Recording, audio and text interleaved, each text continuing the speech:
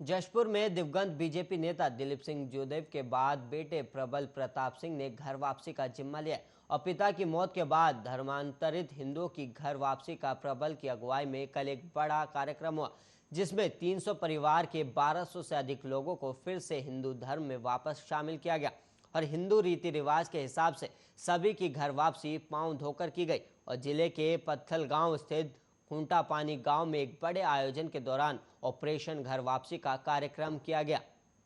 इस आयोजन में जशपुर राज परिवार के सदस्य प्रबल प्रताप सिंह के साथ रायगढ़ राज परिवार के सदस्य देवेंद्र प्रताप सिंह समेत कई हिंदू संगठन के लोग मौजूद रहे। और गौरतलब है कि घर वापसी के जनक बीजेपी के कदावर दिवंगत नेता दिलीप सिंह जोदेव की मृत्यु के बाद बेटे प्रबल प्रताप सिंह का अब तक घर वापसी के लिए किए गए कार्यक्रम में खूंटा पानी वाले इस कार्यक्रम को एक बड़ा कार्यक्रम माना जा रहा है। और यह बात खुद प्रबल प्रताप भी मान रहे। और प्रबल प्रताप सिंह ने कहा कि पिता की मृत्यु के बाद लगातार घर वापसी अभियान का आयोजन करें और उनके मुताबिक धर्मांतरण का कार्य पिछले कई सालों से जारी, लेकिन कोरोना काल में समस्याओं का फायदा उठाकर मिशनरियों द्वारा काफी संख्या में लोगों का धर्म परिवर्तन करवाया गया।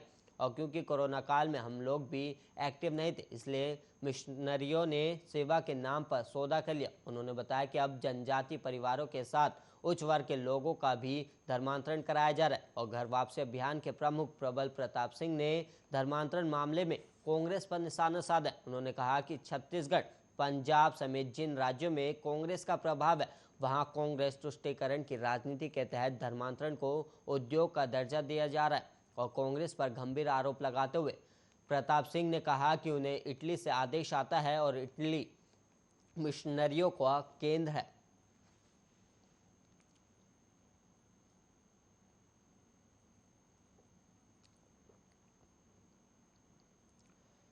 छत्तीसगढ़ जांजगीर झांपा जिले के ग्राम पंचायत तुस्मा में जमीनी रंजिश को लेकर दो युवकों ने उतारे एक व्यक्ति को धारदार हथियार से मौत के घाट और रहा। दोनों युवक हत्या करने के बाद पास के पानी टंकी के ऊपर चढ़ गए और अपनी मांग प्रशासन से करने लगे। और वहीं मिली जानकारी के अनुसार आरोपी युवक का नाम सोहित केवट और मोहित केवट और मृतक युवक का नाम भागवत साहू बताया जा रहा है। और दोनों को उतारने में पुलिस प्रशासन तैनात थी। और जहां पूरे मामले की पुष्टि के लिए हमारे संवाददाता ने आरोपी से बात की और अपनी आप बीती आर्य न्यूज चैनल में बताई।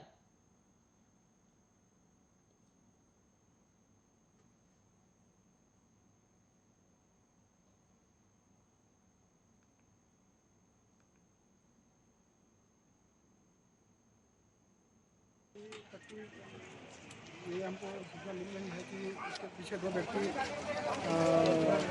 जो धारदार हथियार से उनकी हत्या करना बताया है। उनका नाम सोहित केवट और सुनील केवट ऐसा बताया जा रहा है, जिसकी तलाश कर पूछताछ की जा रही है। सर, किसी प्रकार का हथियार बरामद किया गया है? नहीं, अभी तो कोई हथियार बरामद नहीं किया।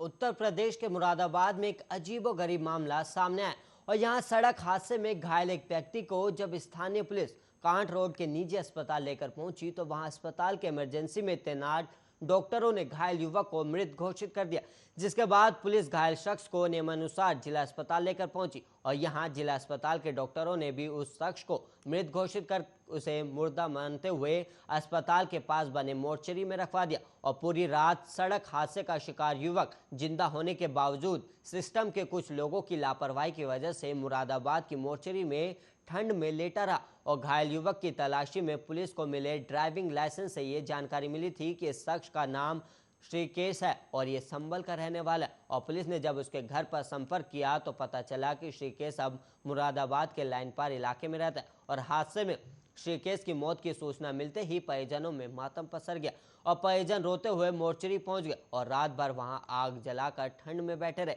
और सुबह जब स्थानीय पुलिस शव का पंचनामा करने परिजनों को लेकर मोर्चरी पहुंची, इसके बाद पता चला कि उसकी सांसें चल रही थी। और इसके बाद परिजन तुरंत मुर्दाघर से श्रीकेश को उठाकर जिला अस्पताल ले गए। और वहीं आपको बता दें, सड़क हादसे का शिकार ऋषिकेश के जिंदा होने के बाद परिजन ऊपर वाले का शुक्र अदा कर रहे हैं और पुलिसकर्मियों को भी कोस रहे हैं और उन पर कार्रवाई की भी मांग कर रहे हैं। पुलिस के कुछ अधिकारी भी बोलने से बच रहे हैं।